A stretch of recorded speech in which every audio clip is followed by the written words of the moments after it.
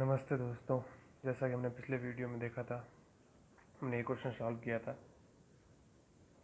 कि राजस्थान के राज प्रमुख का पद कब समाप्त किया गया। तो राज प्रमुख का पद हमने देखा था कि क्या होता है। 15 अगस्त 1947 को हमारा देश आज़ाद हुआ था। उसके बाद राज प्रमुख का पद सर्जित किया गया। तब तक राजस्थान का एकीकरण किया गया। तो जो भी एकीकरण में जो संघ या कुछ जो भाग बनाया जाता था, उस पर एक राज प्रमुख नियुक्त किया जाता था। और 1 नवंबर को जब राजस्थान का एकीकरण पूर्ण हो गया, तो जो भी आज की जो सुचारू रूप से जो चीज़ें चलती है, गवर्नर और सीएम, वो पद सृजित हो गए थे। उससे पहले अंग्रेजों का शासन था, तो बीच में जो राज प्रमुख का पद था या साथ में एक सीएम का पद भी होता था, तो उसमें नियुक्त किया जाता था उस क्षेत्र के लिए। 15 अगस्त 1947 को जब आज़ाद हुआ, तो ये वाला सीन था। 19 3 और 1 19 रियासतें, 3 ठिकाने और 1 केंद्र शासित प्रदेश। तो उनको सबको एकीकृत किया गया और 7 चरणों में किया गया सरदार वल्लभ भाई पटेल के द्वारा। वो 7 डेटें थी। 3 डेट तो थी 1948 की, जो थी 18 मार्च, और वापस मार्च में 25 मार्च, फिर अगले महीने 18 अप्रैल। एक डेट थी 30 मार्च 1949, जिस दिन मनाया जाता है राजस्थान दिवस, 30 मार्च को। और एक और डेट थी 15 मई 1949, जो 1949 में एक और डेट आ गई 15 मई। और फिर 26 जनवरी आ गई, जब हमारा गणतंत्र दिवस था। और 1 नवंबर, जब पूरा राजस्थान एक साथ था और राजस्थान नाम दिया गया उस भूभाग को। जैसे पहला मत्स्य संघ, दूसरा पूर्व राजस्थान, 18 अप्रैल वाला संयुक्त राजस्थान, 30 अप्रैल को लगभग पूरा राजस्थान बन चुका था, इसलिए राजस्थान दिवस मनाते हैं। और उसी का नाम था वृहद राजस्थान। और फिर संयुक्त वृहद राजस्थान और राजस्थान संघ बन गया फिर, और फिर जो राजस्थान बन गया। मत्स्य संघ बना के 4 चीज़ें थी जो मत्स्य संघ में मिलाई गई: अलवर, भरतपुर, धौलपुर और करौली। ये 4 जो रियासतें थी, इनको मिला के, और एक लावा जो जयपुर में है, ये एक ठिकाना था, इसको मिला के बना दिया एक मत्स्य संघ। फिर उस पर एक राज प्रमुख सीएम वगैरह बना के, वो कब तक रहे? वो रहे हमारे 26 जनवरी 1950 तक। वही हमारे मतलब ये मत्स्य संघ जो बना था, वो मत्स्य संघ बना रहा। फिर पूर्व राजस्थान बना। पूर्व राजस्थान में ये जो जिले आपको दिख रहे हैं, ये केंद्र शासित प्रदेश, क्या एक केंद्र शासित, क्या ये 3 ठिकाने, इसमें ये एक ठिकाना, 3 ठिकानों में से, और बाकी सारी रियासतें। और फिर संयुक्त राजस्थान इसके साथ मिला दिया गया। ये उदयपुर और चित्तौड़गढ़ वाला राजसमंद वाला इलाका, जो एक रियासत थी, उदयपुर रियासत थी उस टाइम, उसको मिला दिया गया।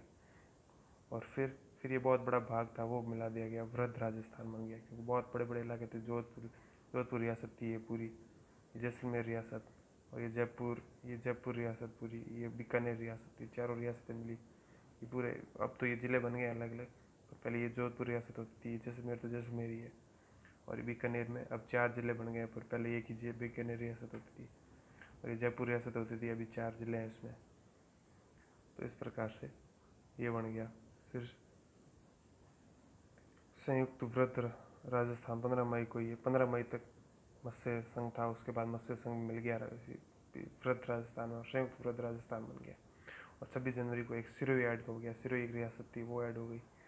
और उसके बाद अजमेर मेरवाड़ा क्षेत्र ऐड हो गया, और हमारा राजस्थान कंप्लीट बन गया। तो ये एक मैंने पेज बनाया। ये एक बहुत काम की चीज़ होती है, इसको आप अर्ज के काम में ले सकते हैं। जैसे ये जो 1 2 3 लिखे हैं, ये सारी रियासतें थी जो ऐड होती गई है। ऐसे हमारी कितनी रियासतें हो जाएगी? 19 रियासतें, जो ये पहले चरण, दूसरे चरण, तीसरे चरण, चौथे चरण, 5वें, 6ठे, 7वें, इन चरणों में ऐड होती गई।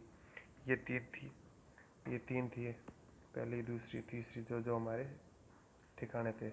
लावा जयपुर में, किशनगढ़ अजमेर में है, नीमराड़ा अलवर में, ये तीनों ठिकाने हो गए। और एक अजमेर मेरवाड़ा का क्षेत्र, जो केंद्र शासित प्रदेश था।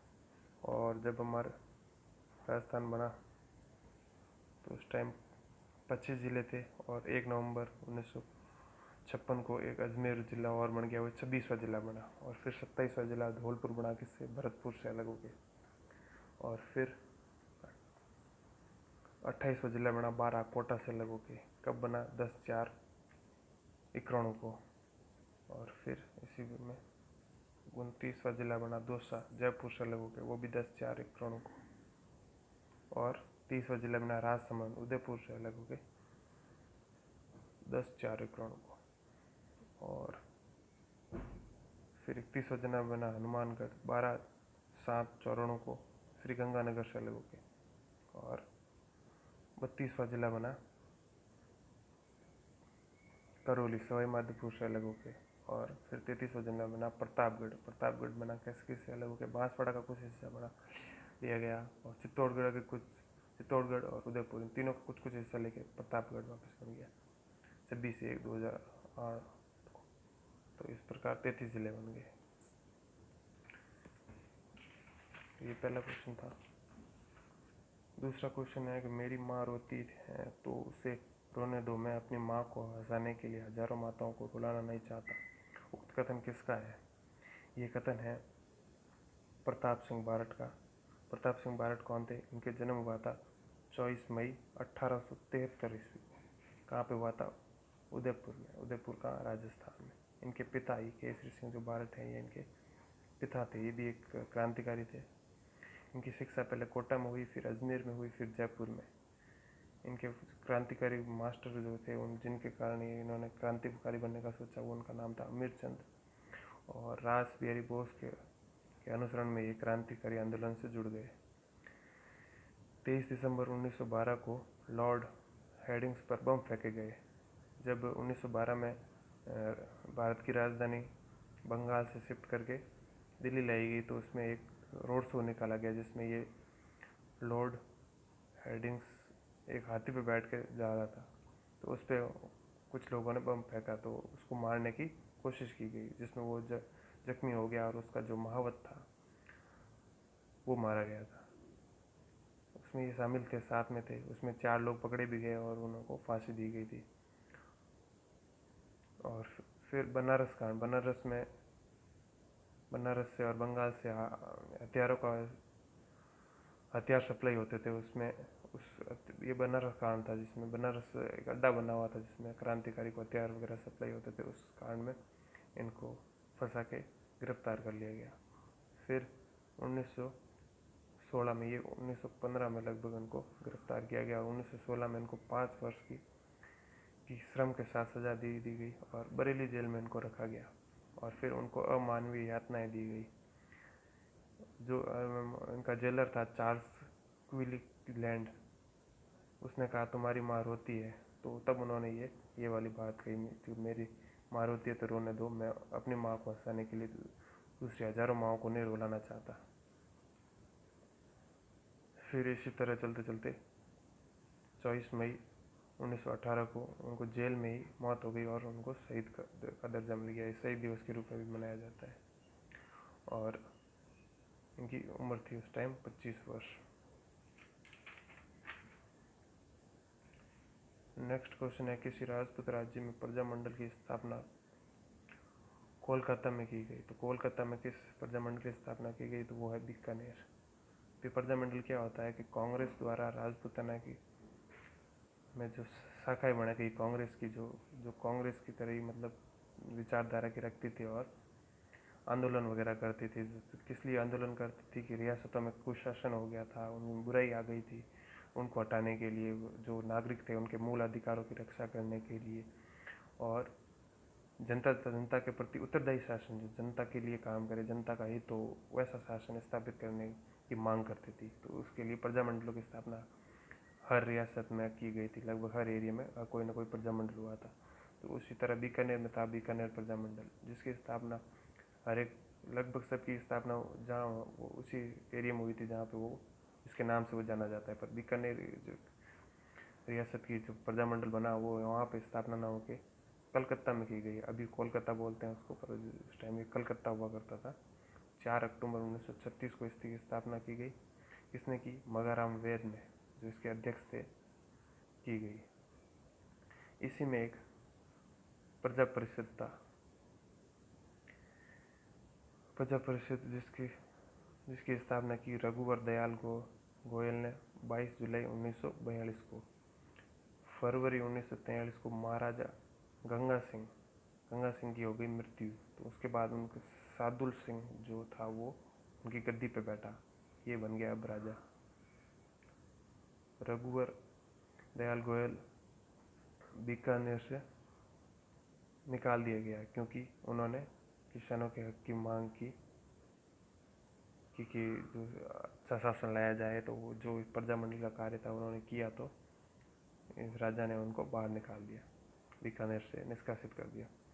फिर जून 1945 में दुधवा खारा एक किसान आंदोलन हुआ। दुधवा खारा एक जगह है जहाँ पे किसानों ने आंदोलन किया, तो इस तरीके से अशांति हो जाती थी वहाँ पे बीकानेर में।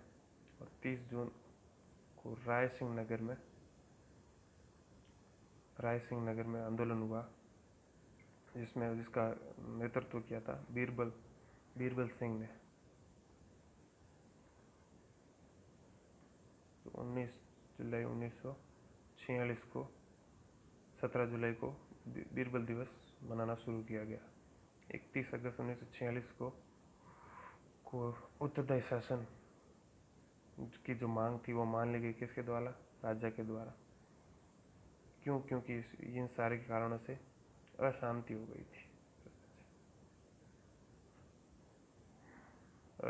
गई थी, इसलिए इसको मान लिया गया।